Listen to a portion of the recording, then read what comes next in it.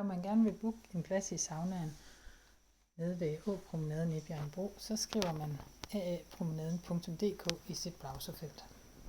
Så kommer man ind på foreningens hjemmeside, og hvis man logger på fra mobilen, så vil der oppe i højre hjørne være en grøn ring med 3 streger, som man klikker på, og så kan man vælge booking af tider samt gæstebillet.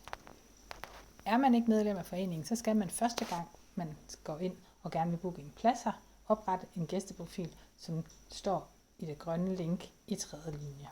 Hvis man allerede er medlem, så vælger man den tid, som man gerne vil i sauna, og så trykker man på book.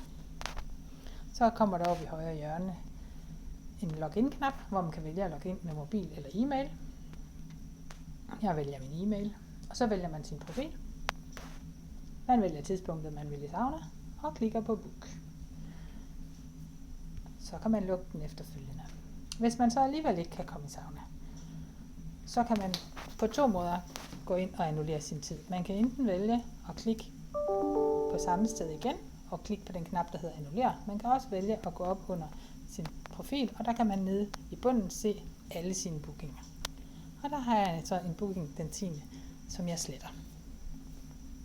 Så er der en anden, der kan få lov til at få en plads i sauna. Efterfølgende, så logger jeg ud.